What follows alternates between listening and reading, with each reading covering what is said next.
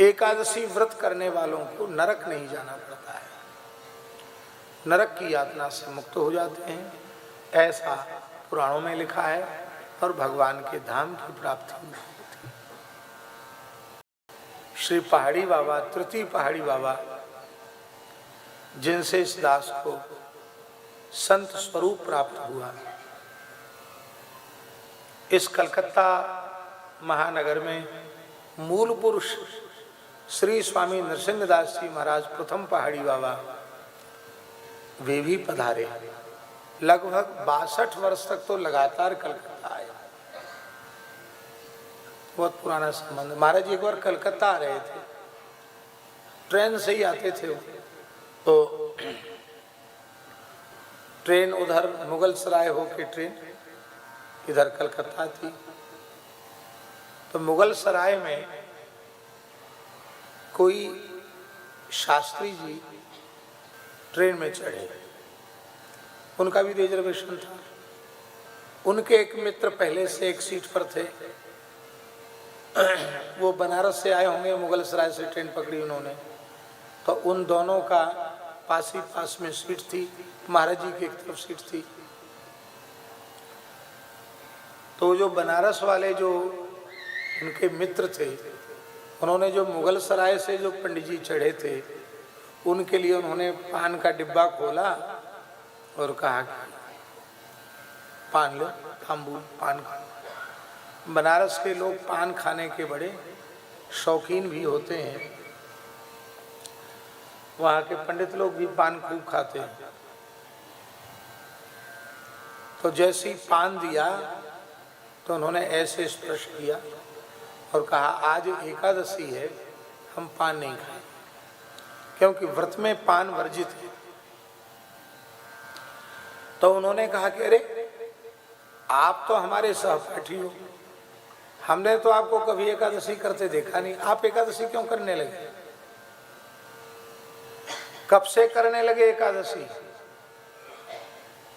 तो उन पंडित जी ने जो घटना सुनाई, उस घटना को हमारे महाराज ने जैसा सुना और जैसा हमको सुनाया, हम उसको आपको सुना रहे।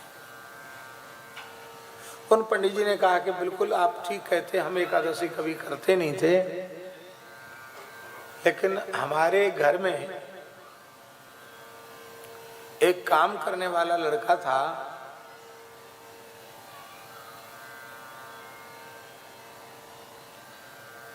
खेत का भी काम करता था, गाय वगैरह का काम भी करता था, घर का काम करता था। वो लड़का अकस्मात मर गया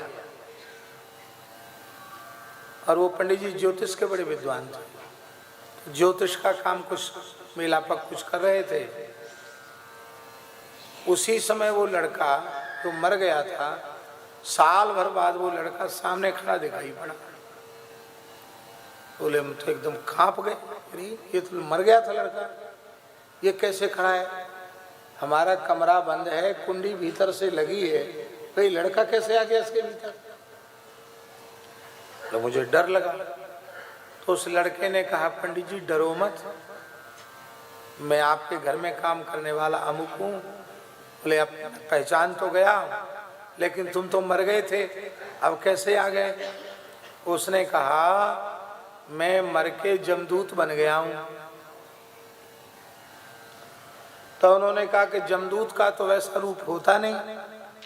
उसने कहा हम लोगों में इच्छा रूप धारण करने की सामर्थ्य है, तो हम जमदूत के रूप में आते तो आप मुझे पहचान नहीं पाते, इसलिए हम अपने जो आकृति आपकी परिचित है उसी आकृति में हम आपके सामने आए। तो पंडित जी ने कहा कि अरे भाई जमदूत कैसे बन गए तुम? तो उसने कहा महाराज देखो ऐसी बात है, ये शास्त्र की बात है जो उसने बताई, जो 100 चक्कर यमलोक के लगा लेता है उसको जमदूत बना दिया जाता है।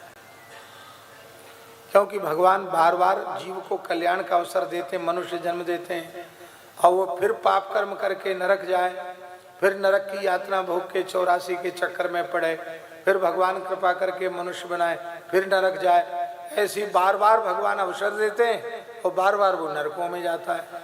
100 बार चक्कर लगा लेता है तो यमराज कहते वाह, बड़ा उच्च कोटि का नरक लोक का भक्त है ये, न स्वर्ग जाता न वैकुंठ जाता, ये तो पाप कर्म करके नरक ही चला आता है। तो सब नरकों में भोगा है इसने कष्ट, इसको पता है, अलग से ट्रेनिंग नहीं देनी पड़ेगी, तो उसको जो है नरक में जमदूत बना दिया जाता है। तो उसने कहा महाराज जमदूत बना दिया गया हूं, आपके गांव का अमुक व्यक्ति है, आपका जजमान है, उसके उसी व्यक्ति को लेने आया हूं मैं।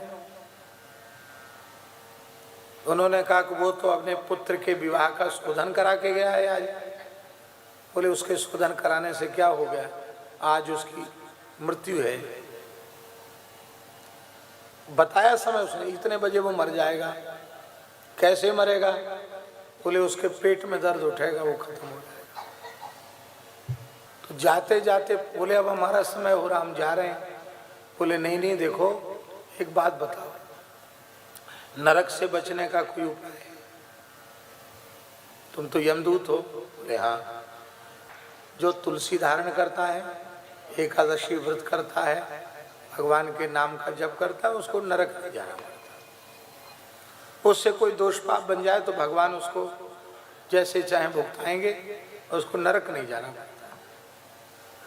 इसके बाद जिस व्यक्ति को बात उसने बताई थी वो मर गया, और पंडित जी बोले कि हमने अपने पूरे परिवार के लोगों को तुलसी धारण करा दी, और अब मैं एकादशी का प्रचार करता हूँ, भाई एकादशी करो, कीर्तन करो, और एकादशी नरक से बचाने वाली।